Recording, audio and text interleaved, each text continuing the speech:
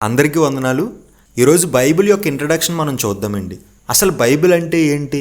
Bible ఎవరు రాశారు? ఎంతమంది రాశారు? ఎప్పుడు రాశారు? అసలు సింపుల్గా బైబిల్ అర్థం కావాలంటే బైబిల్ని ఎలా చదవాలి అనే ప్రతి విషయాన్ని ఈరోజు ఆలోచిద్దామండి. అందులో మొదటగా ఈ బైబిల్ అనే పదం బిబ్లాస్ అనే గ్రీకు పదం నుండి వచ్చిందండి. ఈ బిబ్లాస్ అనే గ్రీకు పదానికి అర్థం ఏంటంటే పుస్తకాల సమూహము లేక గ్రంథము అని అర్థం. పుస్తకాల సమూహం అంటే ఒక పుస్తకం ఉంటే అనరండి, 2 ఉంటే అనరు, 3 ఉంటే అనరు. కొన్ని పుస్తకాలన్నీ కూడా కలగలిపి ఒక పుస్తకంగా చేస్తే దాన్ని పుస్తకాల సమూహము అంటారు. అందుకే బైబిల్ కూడా ఒక పుస్తకం కాదండి, 66 పుస్తకాల కలయికే బైబుల్. అంటే బైబిల్లో ఆదికాండం, నిర్గమకాండం, లేవ్యకాండం, సంఖ్యాకాండం, ద్వితీయోపదేశకాండం, యెహోషువ, న్యాయాధిపతులు, రూతు, ఇలా 66 పుస్తకాలు ఉంటాయి. ఈ 66 పుస్తకాలని కలగలిపి ఒక పుస్తకంగా చేస్తే దాన్నే బైబుల్ అంటామండి. ఈ బైబుల్ని 1600 సంవత్సరాల కాలంలో 40 మంది రచయితలు రాశారండి. ఇక్కడ మెచ్చుకోవాల్సిన, ఆశ్చర్యానికి గురవలసినటువంటి సంగతి ఏంటంటే ఈ 40 మంది రచయితలు కూడా ఒక దేశానికి చెందినవారు కాదండి, ఒక ప్రాంతానికి చెందినటువంటి వారు కాదండి, ఒక భాషకు చెందినటువంటి వారు కాదండి, అలానే ఒక వృత్తికి చెందినటువంటి వారు కూడా కాదండి. అయినప్పటికీ కూడా ఈ 40 మంది ఎటువంటి విభేదాలు లేకుండా ఏకరీతిగా బైబిల్ని రాశారండి. ఇప్పుడు ఒక క్లాస్లో టీచరు ఒక ఎస్ఐ ఇచ్చి పిల్లలందరినీ రాయమని చెప్పింది అనుకోండి, అందరూ ఒకేలా రాస్తారా? ఖచ్చితంగా అందరూ ఒకేలా రాయలేరు. ఒక్కొక్కరు ఒకేలా రాస్తారు. ఎందుకంటే ఒకరి ఆలోచన వేరు, ఇంకొకరి ఆలోచన వేరు. కానీ బైబిల్ని రాసిన ప్రతి రచయిత కూడా అండి ఏకరీతిగా బైబిల్ రాశారండి. అది ఎలా సాధ్యమండి? ఒక కాలానికి చెందినటువంటి వారు కాదు, ఒక ప్రాంతానికి చెందినటువంటి వారు కాదు, ఒక భాషకు చెందినటువంటి వారు కూడా కాదు.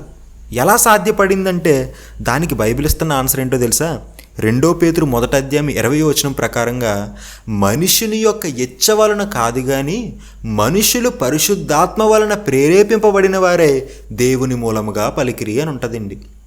అంటే బైబిల్లో ఉన్నటువంటి ఏ వచనమైనా, ఏ అధ్యాయమైనా, ఏ పుస్తకమైనా కేవలం మనిషి ఏదో తాను రాయాలనుకుంటే రాసింది కాదు కానీ మనుషులు దేవుని వలన రాశారు.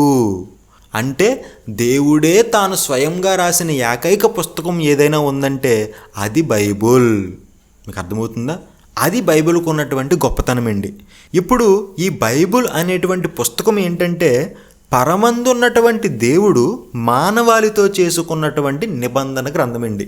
పరలోకంలో ఉన్నటువంటి దేవుడు మనుషులతో చేసుకున్నటువంటి ఒక నిబంధనే ఈ బైబుల్. ఈ బైబుల్లో 2 భాగాలు ఉంటాయండి. అదే ఏంటంటే పాత నిబంధన, క్రొత్త నిబంధన. ఈ పాత నిబంధన అంటే ఏంటంటే పరలోకమందు ఉన్నటువంటి దేవుడు ఇజ్రాయేలీలు అనేటువంటి ఒక వంశంతో చేసుకున్నటువంటి నిబంధనే పాత నిబంధన. మరి క్రొత్త నిబంధన అంటే ఏంటంటే పరలోకమందు ఉన్నటువంటి దేవుడు యేసుక్రీస్తు ద్వారా ప్రపంచం అందరితో చేసుకున్నటువంటి నిబంధనే ఈ క్రొత్త నిబంధన. ఈ పాత నిబంధన మొత్తంలోని కూడా 39 పుస్తకాలు ఉంటాయండి. ఈ కొత్త నిబంధనలో 27 పుస్తకాలు ఉంటాయండి. ఇప్పుడు ఈ కొత్త నిబంధనని కాసేపు పక్కన పెట్టి పాత నిబంధనని మనం ఆలోచిద్దాం. ఈ పాత నిబంధనలో ఉన్నటువంటి 39 పుస్తకాలు కూడా మనకి క్లియర్గా అర్థం కావాలంటే ఈ 39 పుస్తకాలని మనం 5 భాగాలుగా విభజిద్దాం. అందులో మొట్టమొదటి భాగం ధర్మశాస్త్రము, 2వది చరిత్ర గ్రంథాలు, 3వది పద్య గ్రంథాలు, 4వది పెద్ద ప్రవక్తల గ్రంథాలు, 5వది చిన్న ప్రవక్తల గ్రంథాలు. ఇప్పుడు ఇందులో ఉన్నటువంటి ప్రతి భాగాన్ని మనం క్లియర్ కట్గా ఆలోచిద్దాం. అందులో మొదటిది ధర్మశాస్త్ర గ్రంథాలండి. ఈ ధర్మశాస్త్ర గ్రంథాలనే హెబ్రూలో తోరా అని కూడా అంటారు. ఇవి మొత్తం ఎన్నంటే 5 పుస్తకాలండి. ఆదికాండము, నిర్గమకాండము, లేవియాకాండము, సంఖ్యాకాండము, ద్వితీయోపదేశకాండము. ఈ పంచకాండాలనే మనం ఏమని పిలుస్తామంటే ధర్మశాస్త్ర గ్రంథాలు అంటాం. నెక్స్ట్ది చరిత్ర గ్రంథాలు. యెహోషువ మొదలుకొని ఎస్తేరు గ్రంథం వరకు ఉన్నటువంటి 12 పుస్తకాలని కూడా మనం చరిత్ర పుస్తకాలు అంటామండి. నెక్స్ట్ది పద్య గ్రంథాలు. యోబు గ్రంథం మొదలుకొని పరమగీతముల వరకు ఉన్నటువంటి 5 పుస్తకాలు పద్య గ్రంథాలు. అవేంటంటే యోబు, కీర్తనలు, సామెతలు, ప్రసంగి, పరమగీతములు. నెక్స్ట్ది పెద్ద ప్రవక్తల గ్రంథాలు. యెషయా మొదలుకొని దానియేలు వరకు ఉన్నటువంటి 5 గ్రంథాలు కూడా పెద్ద ప్రవక్తల గ్రంథాలు. చివరగా చిన్న ప్రవక్తల గ్రంథాలు. హోషేయ మొదలుకొని మలాకీ వరకు ఉన్నటువంటి 12 గ్రంథాలు కూడా చిన్న ప్రవక్తల గ్రంథాలు. ఇక్కడ మీకు ఒక డౌట్ రావచ్చు, పెద్ద ప్రవక్తల గ్రంథాలు ఏంటి బ్రదర్, చిన్న ప్రవక్తల గ్రంథాలు ఏంటి బ్రదర్ అంటే, పెద్ద ప్రవక్తలు అంటే వాళ్ళు గొప్పవాళ్ళని, చిన్న ప్రవక్తలు అంటే ఘనహీనులని దాని అర్థం కాదు.